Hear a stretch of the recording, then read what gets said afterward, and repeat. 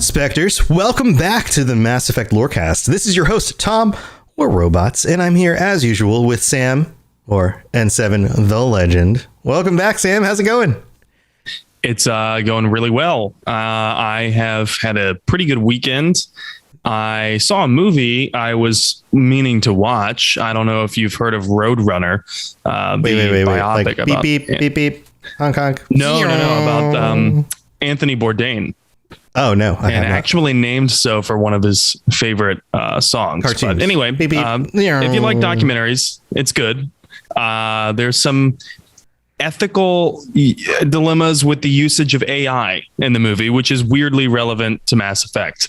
But yeah, I was wanting to watch it for quite some time, and it came to a home premiere on Vudu. So Cool. we were like, well, we don't have to go out and interact with people at the theater. Why not?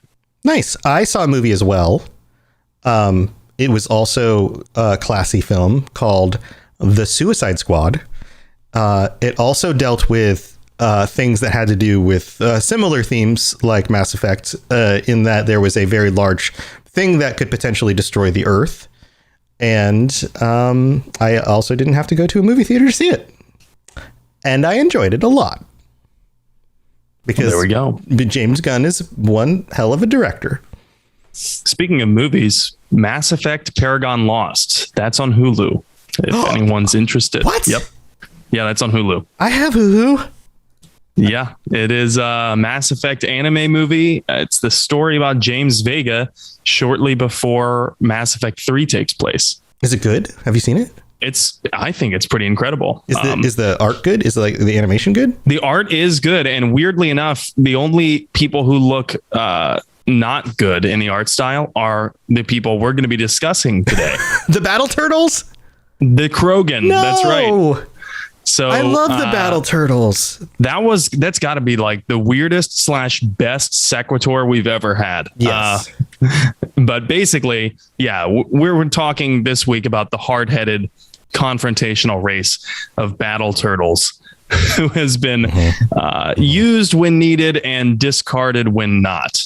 And of course, that's the Krogans. So, and I got to give credit to our awesome patron Vervada for introducing me to that term, by the way, Battle Turtles. That's not something original that I just came up with. I'm not that witty. So thank you, Vervada, for such an amazing phrase. Yes. And I'm going to use it from forever now. Forever now.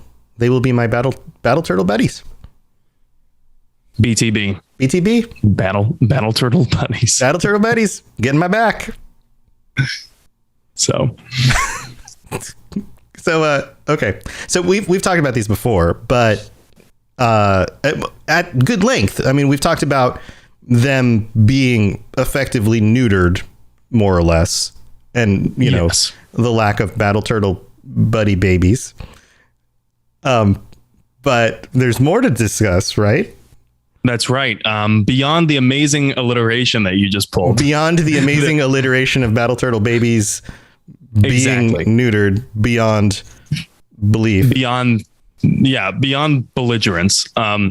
So we have discussed the Krogan in a couple of episodes, and that covered the Rachni Wars and the rebellions and the Genophage, like you just mentioned. However, that only makes up a portion of the Krogan's history. And so the original plan was, as I mentioned last episode, which, by the way, awesome that you're back. I'm very happy that you're feeling better, and we're able to have the banter now because it was a little bit lonely. The Battle Turtle baby banter. Oh yes, but this is what our audience has been missing without me here. So let me address this really quick, guys. I'm so sorry that I haven't been here. I had kind of a trifecta. I had a cold, which, although the doctor said was not the Rona, might have been the Rona, my Corona. I was vaccinated, so it may not have been as bad as it could have been, but I think it probably was. Then I started new meds for my migraines and had a series of probably a 5-day long migraine, which was awesome. And then adjusted to the new medication. So it was kind of dizzy and not feeling awesome for a while. So I had like maybe 2 weeks of hell, which was great. It was good times. So I'm feeling a lot better now, which is good. It's good not to feel like death. So that's nice. So it's nice to be back. So but thanks for happy that you're back. Thanks for manning the captain's chair while I was out. You did a great job. But yeah, thank you very much. It's nice to be back. I learned from the best. Well, hey, you're welcome. It's nice to be back to talk about my Battle Turtle buddies. So let's dive into it. Yeah, let's dive right into it. Like I was going to say, so the original plan was to go straight into the Vorcha and the Yogg after the last patron chat, which, by the way, was awesome. If you haven't listened to that patron chat, go back and listen to it. We talk about the endings. It's pretty cool. But anyway, that was the original plan. Talk about the Vorcha and the Yogg right after the patron chat. Right. But then you and I talked about it, Tom, and we're like, well, wait a second. The Quarians kind of need their own episode because we only discussed them in the limits of the Geth War, and we only discussed the Krogan in the limits of the Krogan rebellions and the Genophage and things like that. So yeah, the Lizard Warriors need their own episode too. Yes, so that's where we're at. Yeah, exactly. So that being said, I have a few mottos for the Krogan. I have more than one. As it comes with the Krogan, they are such a robust race. I don't want to start another alliteration thing. that was an accident. 2 R sounds. But I have a few quotes. Some of them haughty, some of them down to earth and relatable. The first one that I would use to describe the Krogan is a quote from Shakespeare's Antony and Cleopatra: "When valor preys on reason, it eats the sword it fights with." Okay, so what's the haughty one? the haughty one was that one, and then there's also the famous excerpt, from Teddy Roosevelt's Man in the Arena speech. That's really lengthy, so I'm not going to recite it on this podcast right now. But if you're interested about Teddy Roosevelt, or you already know what I'm talking about, then you might catch the reference. The credit goes to the man in the arena whose face is marred by dust, sweat, and blood, that kind of thing. So if you're not familiar, please do look it up because it's a very great speech.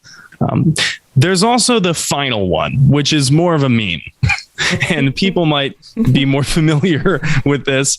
And I think it encapsulates the spirit of the Krogan perfectly. Really, it's our good friend who we've mentioned on a previous episode of the Lorecast, Danny DeVolis, also known as Danny DeVito. He says in It's Always Sunny in Philadelphia. So anyway, I started blasting. Yeah, exactly. Yeah. And so I think that really encapsulates the spirit of the Krogan pretty well, because they charge into conflicts head first, consequences be damned, right? So that's kind of their modus operandi.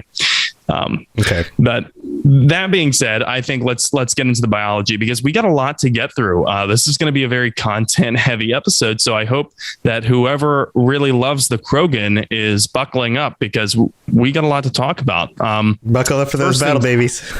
Buckle up for the battle turtle babies. The first things first. Is there a word that means turtle that starts with a B? Turtle synonym. Go, keep going. Synonyms. Bowl lizard. Bowl lizard. Lizard with a bowl on its back. No. Turtle. No.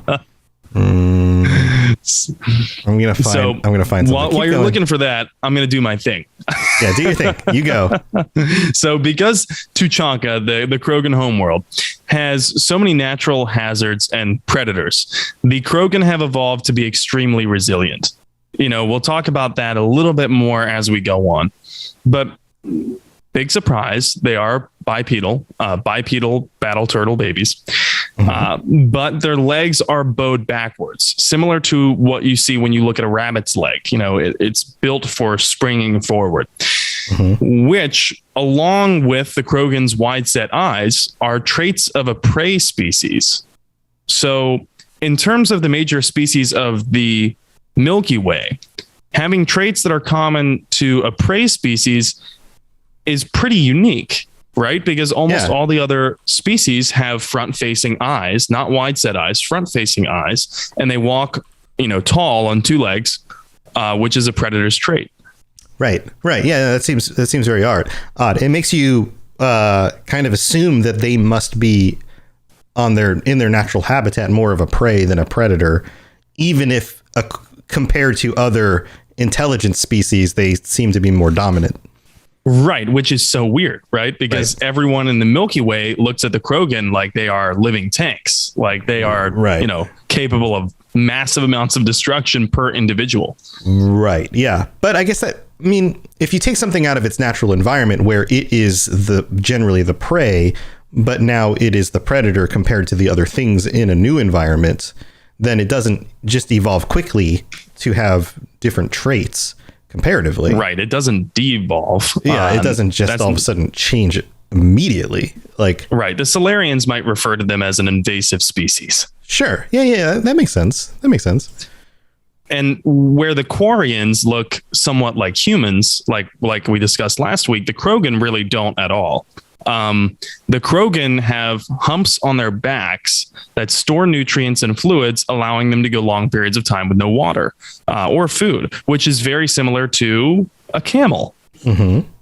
Okay. Not something that you might, not a parallel you might expect with the Krogan being reptilian in nature. But, for example, long periods of time, it can be communicated with this analogy. A 55-gallon tank can sustain a colony of Krogan for more than 10 years, a decade. That's a long trip. That is. That is a long family vacation. What kind of implications does that have for Krogan supply lines, right? You can cut their supply lines and it doesn't matter. Yeah, you are not going to siege the Krogan out of their homes. No, that's not going to happen. No, not going to happen. Interestingly, the hump thing is also a status symbol. So a bigger hump means a better hunter, and a better hunter is more desirable. So I guess you could say that size matters, right? Yeah, you can judge a Krogan by the size of his, you know what? Yeah, you know what they say, big hump. Big hump, big quad. Gas tank. Big survival ability. Big legs to carry the large amount of water. I don't know. So Combat Vet Gaming asks in chat, how do Krogans mate?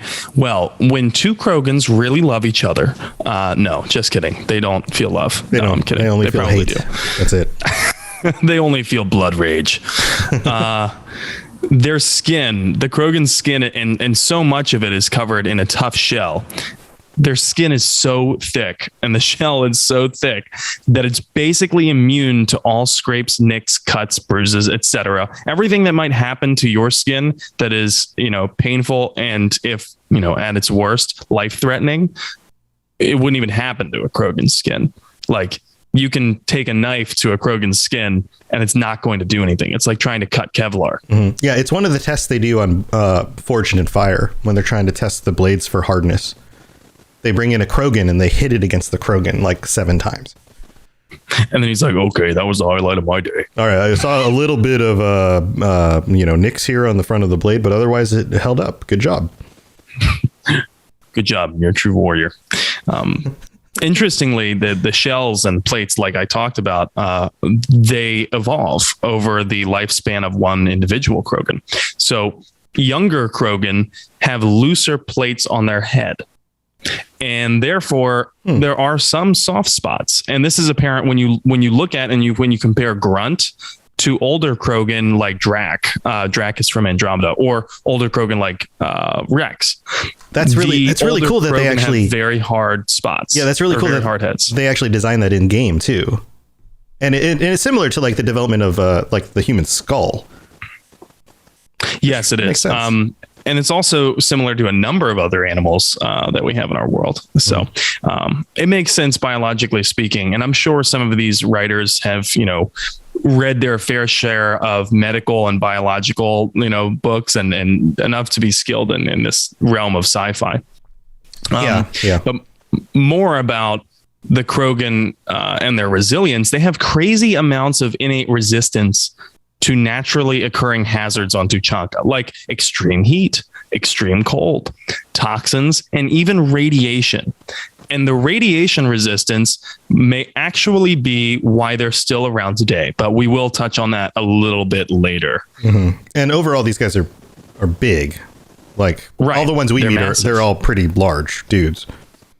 Yeah, they're huge. So on average, more than 7 feet tall. And around 170 to 180 kilograms. And for our American fans, that's roughly about 385 pounds. Okay. So they evolved as prey species, but they all are big and intimidating. So they make good predators at least on any other world that most of these other species come from. Yeah, right. I can definitely see that. And that's actually what happens, later in the series, that they make fearsome competitors for survival. One key indication that we have that the Krogan were kept alive by evolution from predators on their own homeworld is they're having multiple major organ systems. Like so redundancy? For example, redundancy. Yeah. So they have 2 hearts and 4 lungs just in case. Yeah, right. You get stabbed through one of them and it's like, it's okay, I have 3 others. Oh, that sucks. I'm good. Let me just turn that one off. Oh, all right. I'm fine now. Yeah. And when that happens, they fly into this thing called a blood rage, where they no longer are responsive to pain. It dulls their logic capabilities, similar to adrenaline rushes in human beings. And they're not really thinking rationally anymore, but they're capable of these amazing physical feats. Like, they don't even care about pain anymore. They will fight till the absolute death, until they are physically incapable and not just gasping for breath. It's kind of legendary within the Mass Effect universe. So you combine all these qualities: the skin, the organs, the sheer size, the blood rage, and you combine them with the naturally very high birth rate. And well, that's just how dangerous Tuchanka was, because these guys aren't the apex predator. That's what it took to survive on Tuchanka. And we're talking way before the nuclear bombs turned Tuchanka into what it is in Mass Effect 1. So they come from a world that was blown into the Stone Age, right? We're talking nuclear bombs here. It also sounds like they might have evolved from in a world where they were fighting dinosaurs or something, that there was, you could say that, something there that was apex predator, way bigger and badder than they were, and they didn't have the means to fend them off. You've got there's got to be something else that was going on, right? Yeah, absolutely. And there is, right? Yeah, because we evolved in a world where by the time humans were walking around on 2 legs and we were smart enough to make spears and throwable weapons and outsmart our prey, team up on them. Or one of the theories is that we actually outwalked our prey, is that we had the endurance because of the way our bodies worked, that we could jog for long periods of time, especially when we're at our fittest levels, that we can just kind of keep jogging for long periods of time. And that's called pursuit predation, right? Yeah, it's something like, yeah, I think you're right. And so, for example, if we were pursuing something that was a very dangerous apex predator, like lions, lions are designed to slink up on their prey and to have these very strong bursts of energy, and they will hunt down a gazelle or whatever, and might do it in this very intense attack. And gazelles are fast, and they'll link up on it, they'll burst in, they'll get it, they'll pounce on it, they'll take it down, they'll take it back to wherever they're eating it, they'll chew it up and they'll eat it, and then they'll slink away, right?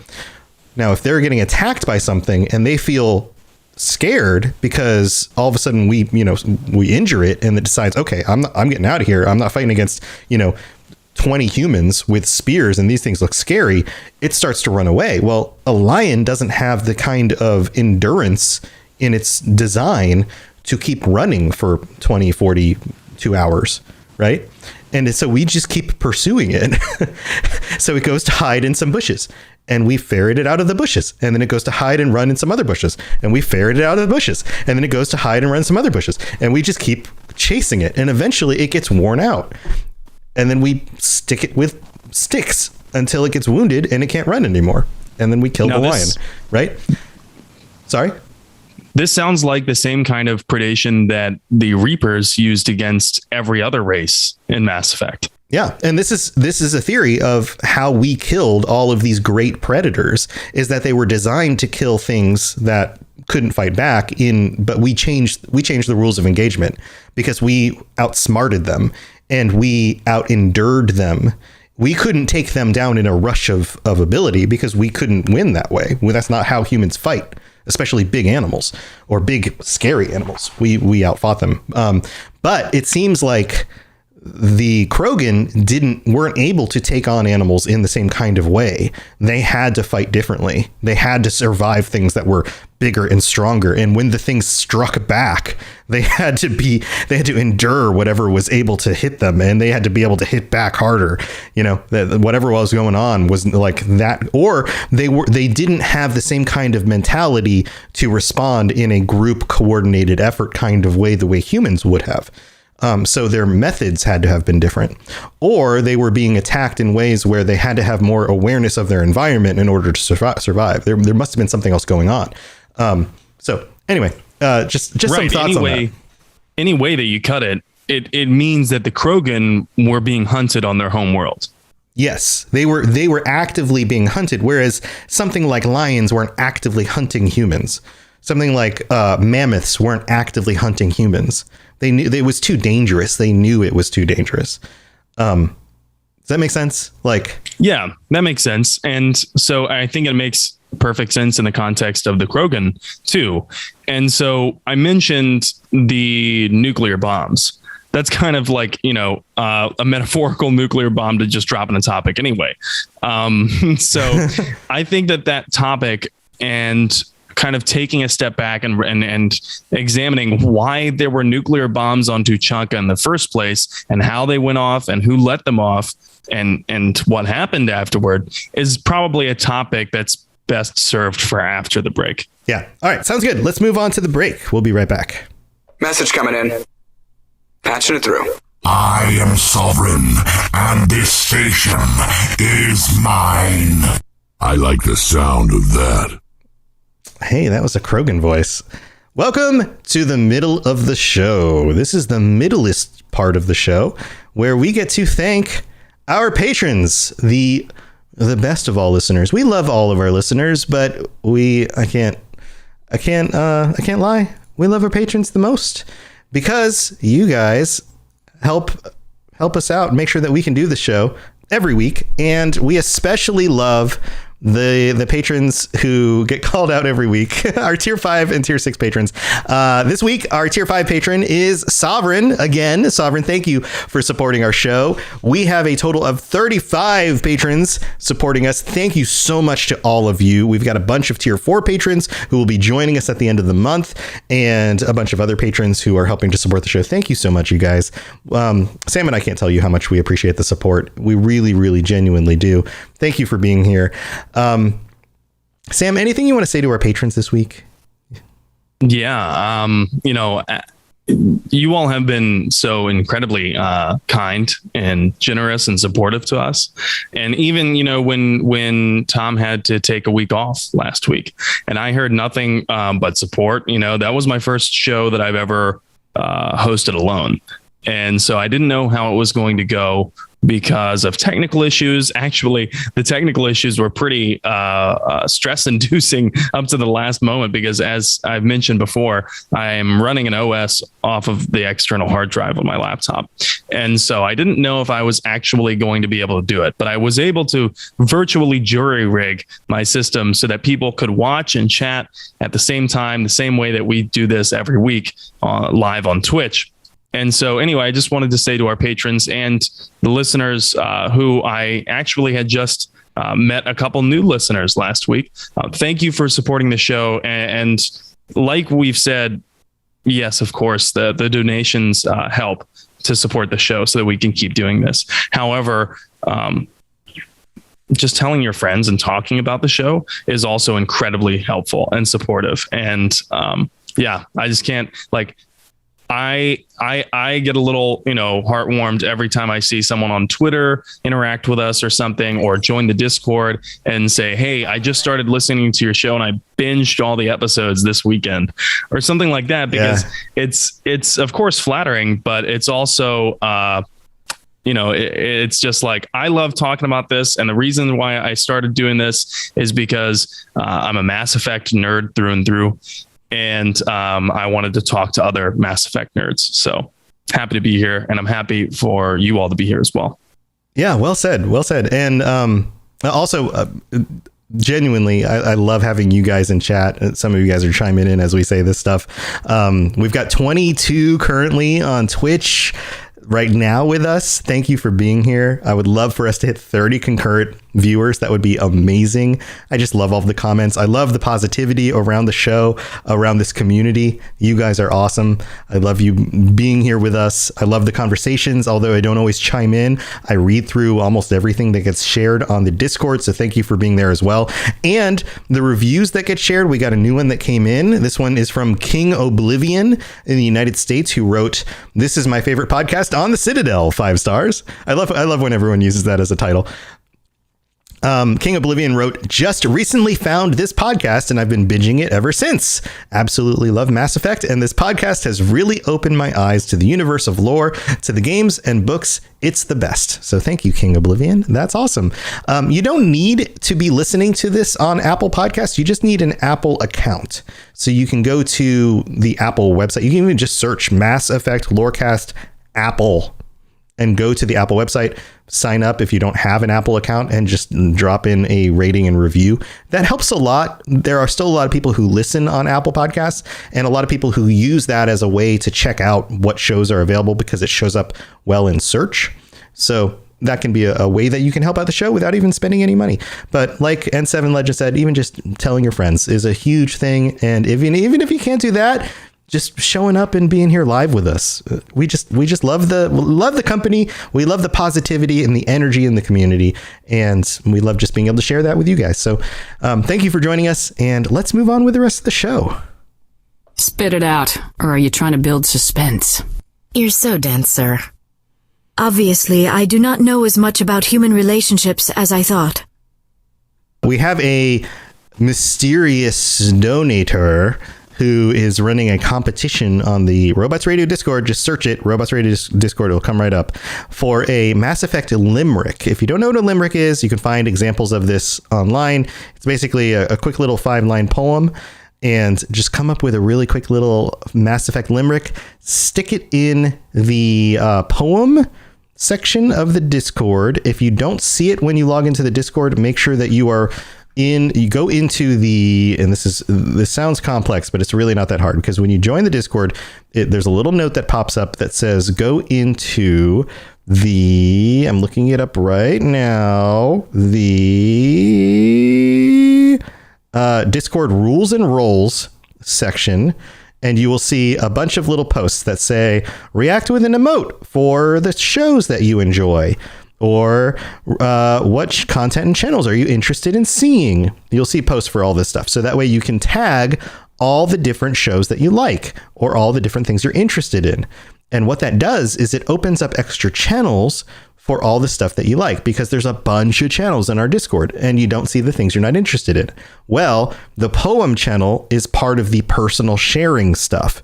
And it's like 2 little hands that look like this, like you're sharing something, right? So go down to that little section, make sure you choose, like go look for like Mass Effect, because that's one of the ones. So if we tag something for Mass Effect Lorecast, it'll ping you, so you'll know, oh, you got tagged. So go down to personal sharing, click that, click the little emoji, and then you'll see a whole little section of like personal sharing stuff, which includes poems. And then you can go in there, you can post your little poem, and in 2 weeks, our mysterious benefactor will choose their favorite limerick And what that means is that you will get to join us on the Patreon episode at the end of the month without having to pay anything. You get to be a free guest. So go check that out. The topic of that episode has yet to be decided. So you could even help decide it. And so this will get decided on the 22nd, which means it'll be a week before the episode gets recorded. So you'll get to chime in and tell us what you think. So go check that out. If you want to know more about this, then it's in the announcements channel. So just join the Discord, ask some questions. If you don't know, people are there. I might be around. Lots of people can chime in and tell you what's going on. So easy peasy. It sounds complex. Just say, hey, what can I do to win the Mass Effect thing? We'll help you out. No problem. So there you go. That's what's going on. Good luck to everybody. All right. So we have another planet. I forgot to do this in the middle of the show. We got another planet to share. That is quite all right. So I actually forgot to send you a screenshot of the planet this time. So this is just going to be an audio thing. I don't know if you want to find it on the wiki while I'm reading it, but it's not important because it's basically just a colored orb, visually speaking. So here's like I mentioned before, we're replacing the show your shepherd, at least temporarily, with interesting lore bits from the side planet cards. And so here's the planet named Rill.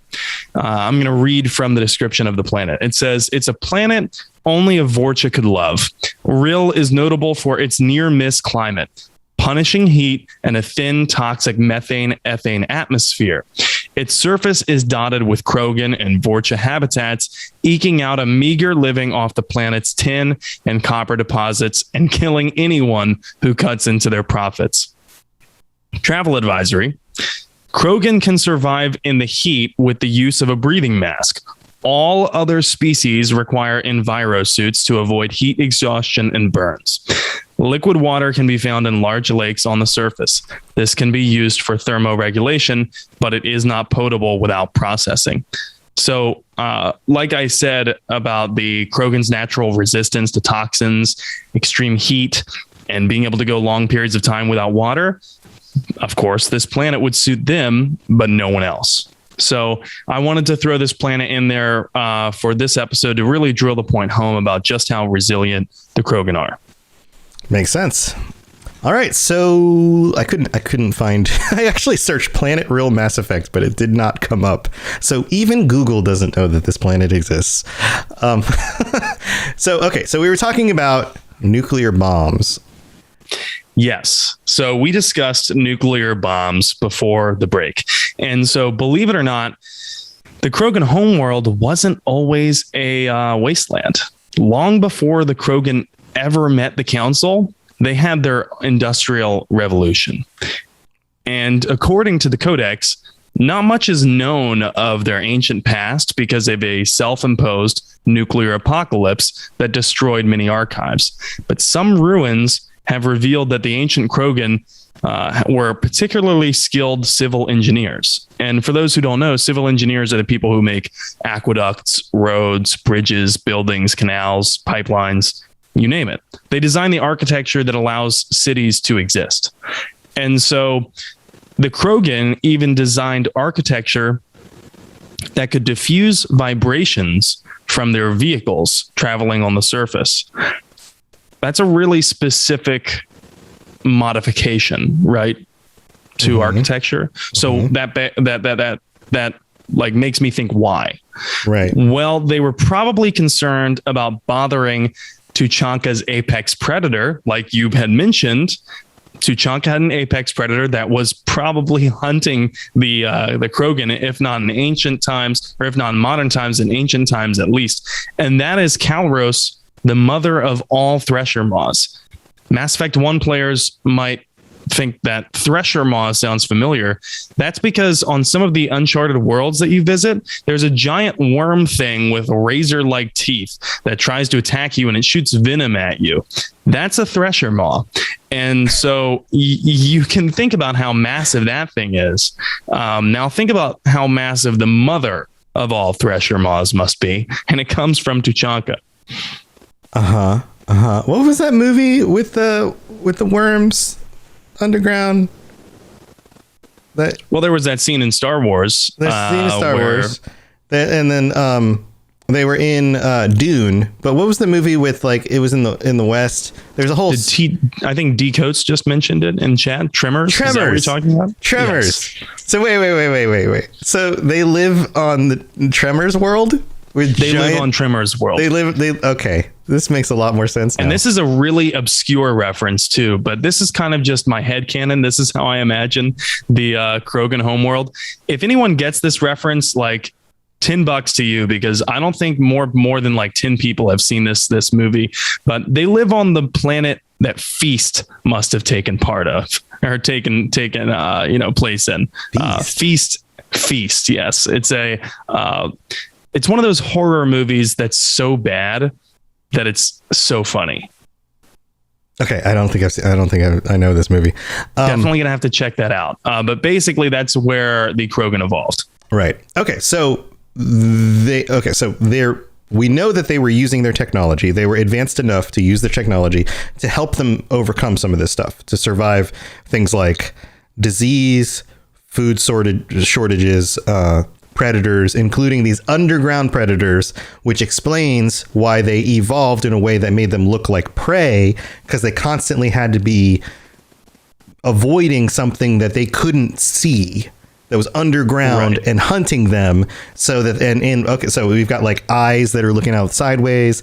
They've got feet that can bound in order to get out of the way. We've got bodies that are hardened in order to keep themselves, from taking damage from whatever in the environment might be hurting them. That makes a lot of sense, right? Yeah, it does. And the technology helped them overcome all of those things. All of the things that killed them. It wasn't perfect, maybe, but it helped them overcome some of those things. But not war. And war was one of the lead causes of death right, for the Krogan. From a sociological point of view, one of the problems that resulted in the wars that happened after their industrial revolution, even with the technological advances, was their insanely high birth rate. Again, we come back to the birth rate, right? Well, one female could produce 1,000 fertilized eggs per year. That's a lot of babies. That's a lot of battle turtle babies. Think about the sheer amount of people, Krogan, that had to die in order to offset that, right? Because typically nature doesn't give beings very high birth rates unless it's necessary to sustain population growth that is also sustainable for the planet. Right. Homeostasis. Right.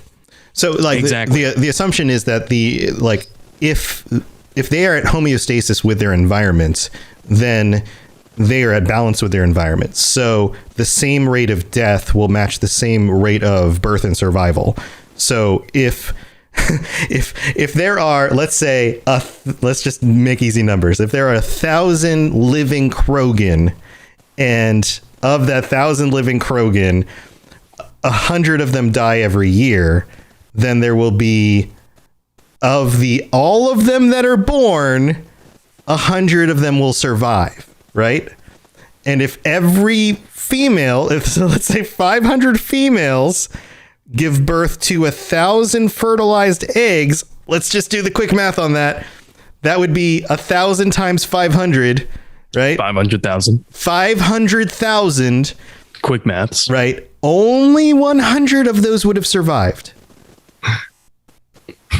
Yeah. What percentage is that? The attrition is insane. It's truly insane. Right. That's like 0.001% or something, like the 0.005%. It's a very, very, very small percentage of survival. Yeah. Crystal King brings up a great lore bit here in chat that I always was a big fan of. And the number one cause of death before firearms was death by predator. And then when firearms were invented for the Krogan, the number one cause of death became death by gunshot. Right. So you think St. Louis is bad? Go visit Tuchanka, right? I can say that, by the way, after having lived near St. Louis. There we go. Gonna get a lot of angry Missourians and Missourians in our inbox. Gonna leave us some bad reviews. How dare you? Okay, they're not actually gonna send themselves into our inbox. They might. I don't know. It is illegal to send yourself through the mail, by the way. Don't do that.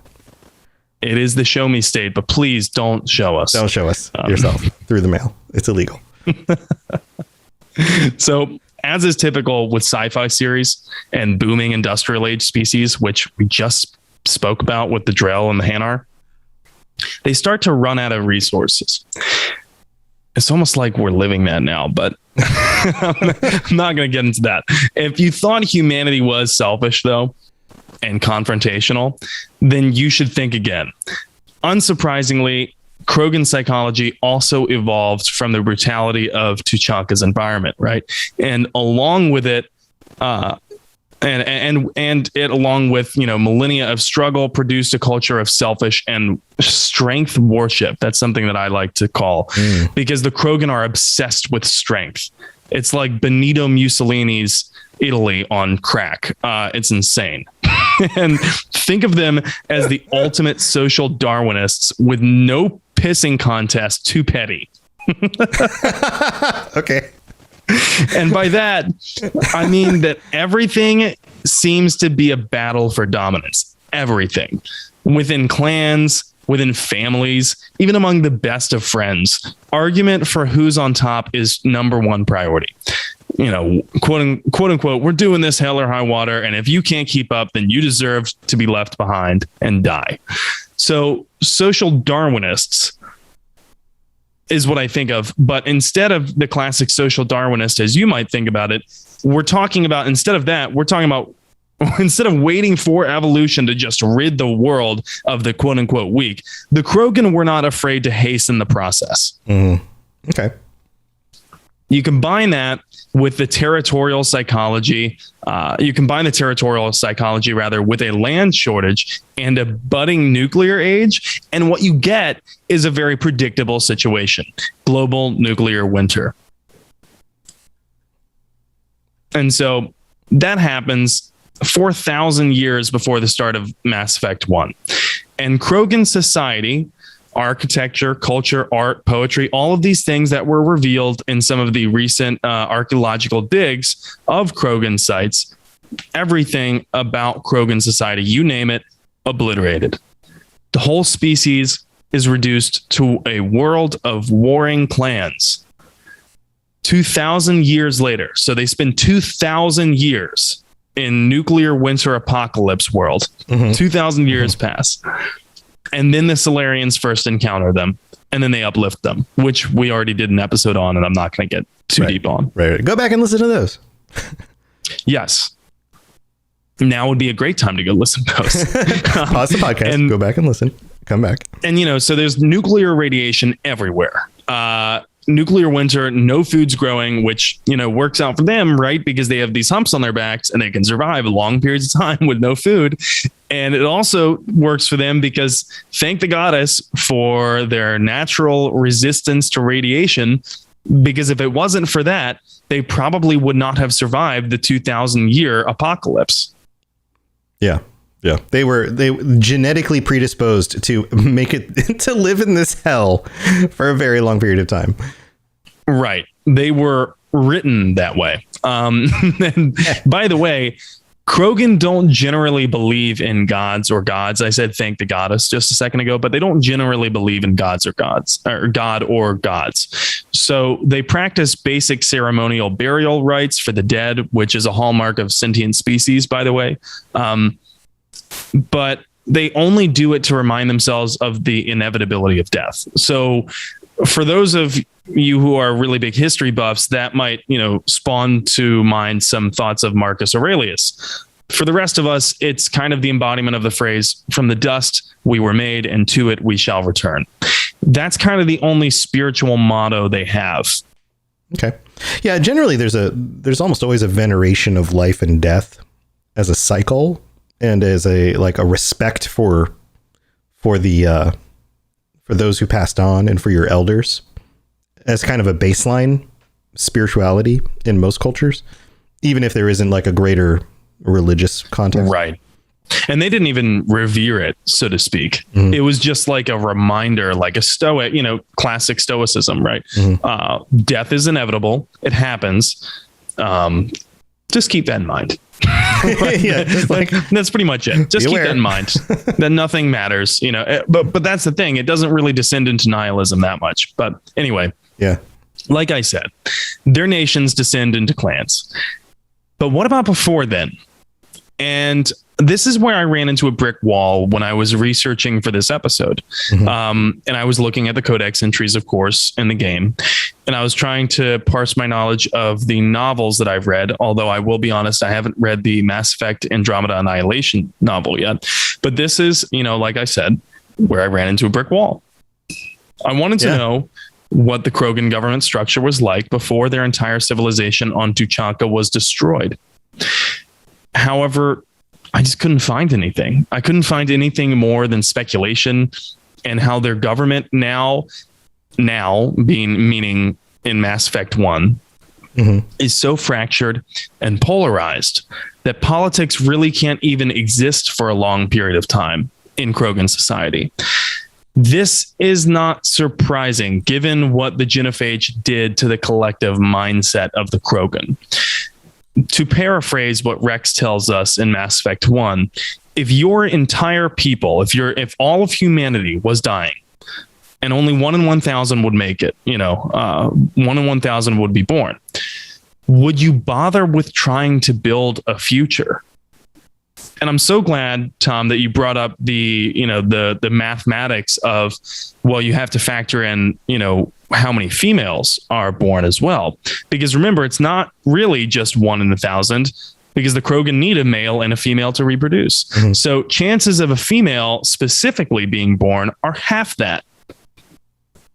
So now you think, okay, even if they are like dedicated to proliferating, it's going to be an uphill battle to maintain population growth, even with them laying, clutches of 1,000 eggs a year. That's still a dedicated effort that you got to do, because it's not like each occurrence. It's not like each time a Krogan tries to have her eggs fertilized. It's not like each time is built upon the last time. Oh, well, the last time didn't work, so now this time it's more likely to work. That's not that's not how statistics probability works. works. Yeah, that's not how probability works. Right. Yeah. It's 1 in 1,000 every time. So, and then it's, 1 in 2,000 that a female might be born. And, naturally this creates a dynamic where females are highly sought after, which only serves to further destabilize the Krogan regions. Now, and when I say now, again, Mass Effect 1 timeline, and after that, warlords really only tend to command thousands of warriors, whereas before they might be able to unite entire solar systems. And when I say before, I mean before the genophage, because as other races have stated, looking from the outside in, and this point is really, really important. This is what other races have stated. The Codex is written by humanity. It's written by another race. The Krogans' quote unquote natural aggression and territorial nature keeps them from forming any kind of parliament or any kind of centralized power. So this is partly why in Mass Effect 2 and Mass Effect 3, Rex, if you had him survive that encounter on Vermeer, Rex's unification of Tuchanka under one banner is so impressive. Because they have all of these things going, against them, right? On Tuchanka. There's no hope. Everyone that does have any shred of hope leaves to become a mercenary elsewhere, or hired as private security somewhere. And those who stay basically stay because they have to, they just have to. So this is why Rex's unification is so impressive. And I didn't think that the writing was too on the nose about that. That makes sense. Okay, so we see how the nuclear winter and the genophage are likely reasons for how the Krogan act like they do now, but we also see how they weren't always like this, because they had a very different culture in the past. How did these two things change their military? Well, that's a huge question that can be summed up with 2 words: doctrine and demilitarization. Doctrine. Traditional Krogan military doctrine equipped threw waves of cheaply equipped Krogan at the enemy. It was horde combat. Mm-hmm. It was also highly centralized. So orders came from the top down, like way up top, all the way down. So one Krogan commander's decision could mean entire battalions are now rushing an enemy. History buffs again. Think right. USSR and World War II, Stalingrad style combat. Right. Millions of people. Here's the basic rifles. Here's some boots. Charge. If that, sometimes the soldiers in Stalingrad were fighting with sticks and stones. Right. Pick up the rifle from the dead person in front of you. Go. Yeah. Yeah. Yep. And so that was traditionally Krogan military doctrine before the genophage, before the rebellions. Right. And then since the genophage, factions cannot really afford the severe population loss that comes from that. They can't really afford cannon fodder combat anymore. Right, that makes sense. So accordingly, they've become more efficient. They've become more specialized, and they've become more skilled in combat. This isn't canon, but it's my opinion that this is why, in terms of modern Krogan military, you see the promotion of Krogan with biotics to officer level very fast. It's not just a psychological thing that most Krogan don't have biotics, but it's also this person is rare. Most Krogan don't have biotics. This is highly skilled in combat. This person needs to be promoted so that they can command other Krogan or other forces at all.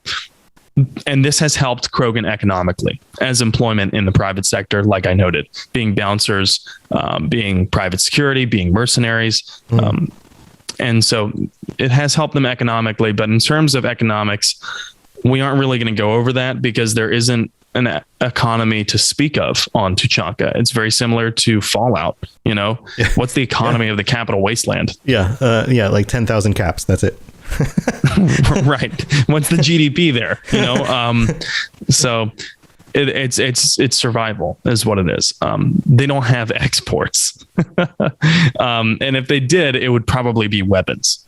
Yeah. So, handmade, some pipe rifles, and a machete. Here you go. That's it. Yeah, exactly. They actually have a weapon that they created that was meant to battle thresher maws. And so when used against the other, sentient races of the Milky Way is particularly grisly. If I remember right, it throws like giant ninja stars, basically like bladed frisbees at people, and it just eviscerates them. That's pretty Krogan in style. Sweet. Okay. So the other word that can be summed up by talking about how their military changed post genophage, post rebellions, is after the rebellions were ended in devastating fashion by the Turians choosing to release the genophage. By the way, this is important too. Solarians can't be blamed entirely because they designed it, but they actually, if I remember correctly, they did not recommend releasing it at the moment that the Turians chose to. But like we discussed during the Turian episode, it is the Turian military doctrine that once someone becomes a threat, make sure they will never become a threat again. Right. So if that's their MO, they accomplished that, I guess you could say. The Krogan ultimately were forced to accept the council's terms. And one of those terms is a blanket ban on constructing any warships. This sounds really, really, really similar to our own history on Earth, doesn't it? Yeah. This is it's like with the Japanese. Right. With the Japanese and also with the Germans and the Treaty of Versailles to limit the size of military buildups. Yep. Does that work? That's debatable. But yeah. This blanket ban on constructing warships is enforced by something called the CDEM, the Council Demilitarization Enforcement. I forget what the M stands for, but basically it's a branch of the council specifically designed to enforce the demilitarization of Krogan space. And they are highly effective at it.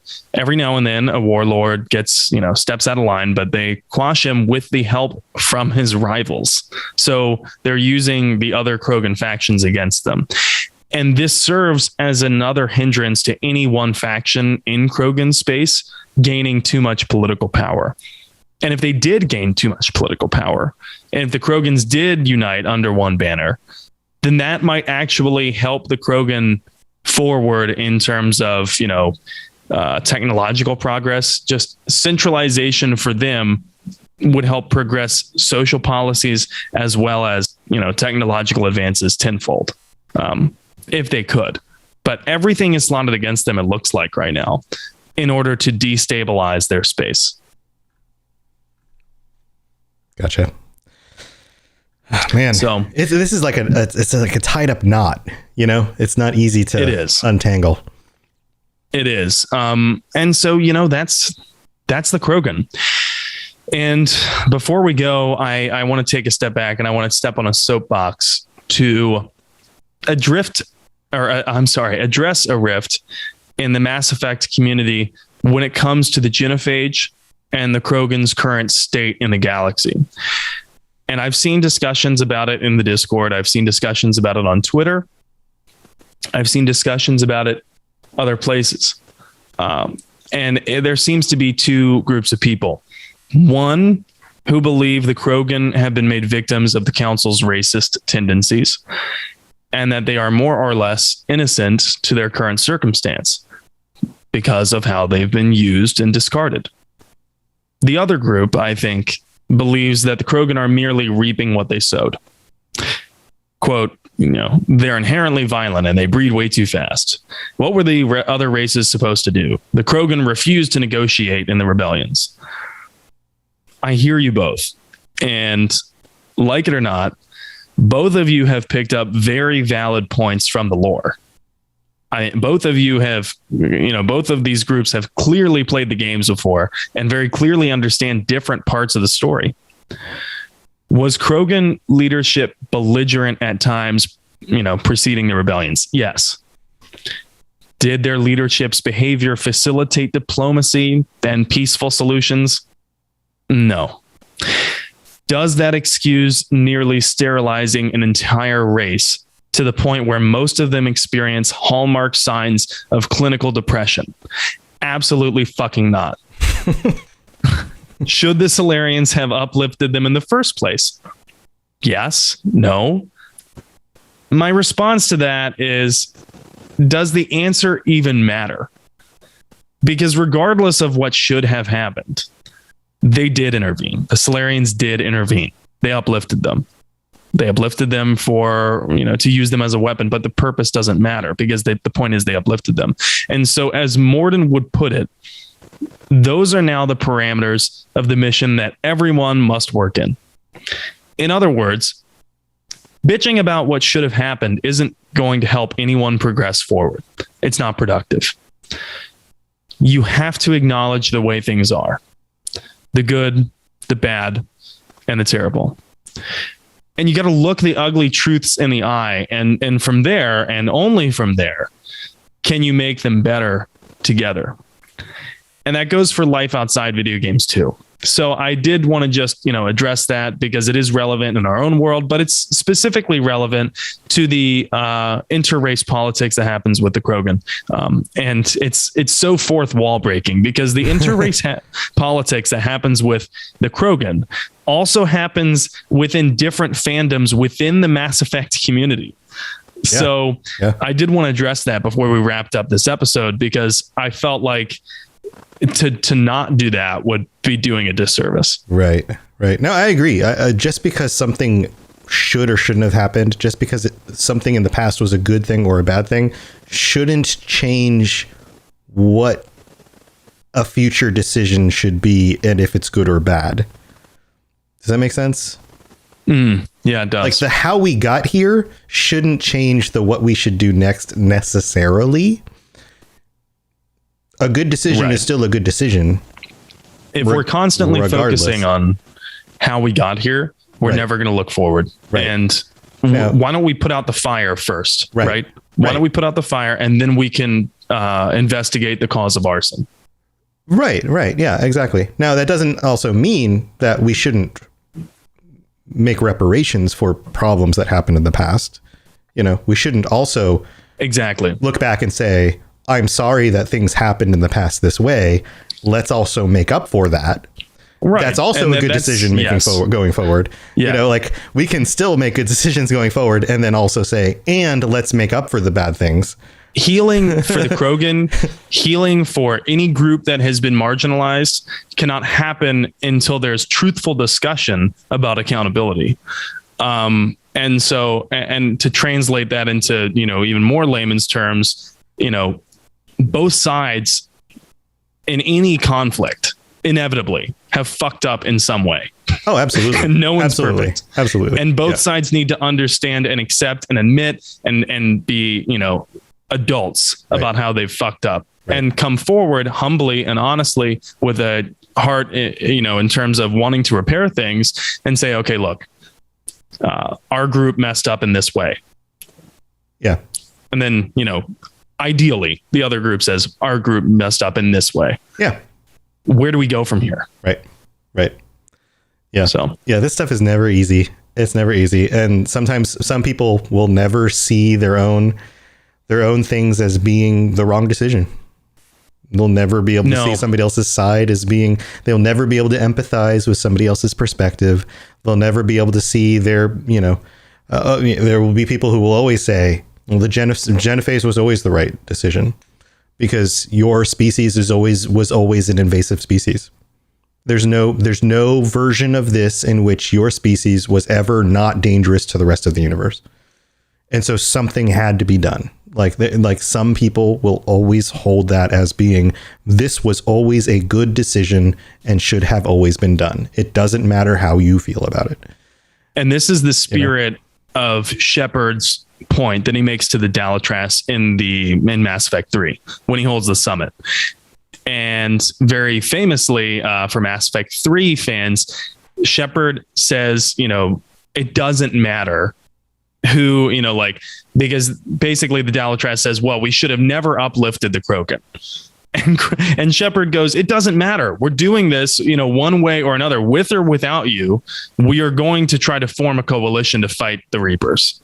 And if you want to be petty and stuck in the past, you're going to be alone. Right. Yeah. Either it doesn't matter what happened with if they were uplifted or if they weren't, or if it shouldn't happen or shouldn't happen. We have to fight the Reapers now. And this is what has to happen in order for all of us to survive. Yeah. Anyway, well, we can continue conversations about this on the Discord and in future episodes and all of that stuff. And real quick before we go, Decodes makes an excellent point here in chat. Decode says, Krogan culture is not equal to their race. So they could and do start to change their culture. So yeah, that's a great point. And it's exactly why I pinned the blame for the rebellions on Krogan leadership and not their entire race. Right. Oh, absolutely. We need to make the distinction between leadership and race, because I really hope Udina does not represent, I hope the rest of the aliens do not think that all humans are like Udina, because that would be awful. Right. Yeah. There's a difference between the decisions people or any specific group makes and the things that you are inherently due to your genetics. Those are two very different things, right? And you can't, you can't hold somebody accountable for something that they did not choose on their own. All right. Well, cool. Good conversations. This has been fun. Anything you want to share before we head out? Well, next week we got another dual race episode coming up. And we're talking about two species who don't receive a ton of the spotlight in Mass Effect, and that is the Vorcha and the Yogg. So that will wrap it up for the major races of sentient aliens in the Milky Way. But after that, we'll have a few races from Andromeda to talk about. So, I will be streaming some Game Pass games tomorrow, shortly before our Game Pass show episode tomorrow, which is our 10th episode of the show. Yeah. And then later in the week, probably Wednesday, I'm going to be streaming some more Mass Effect 3. So if anyone would like to come by and chat on my Mass Effect 3 playthrough. I'd be happy to chat with you, answer any questions you have about the lore, assuming that I know them. And if I don't, I can always become more educated myself. And of course, you can find me on Twitch at N7 the Legend. And you can find me on Twitter at N7 the Legend as well. And on Xbox, it is the same name, N7 the Legend. So there you go. Yeah, I've been playing. I started playing last night Starmancer on Xbox Game Pass.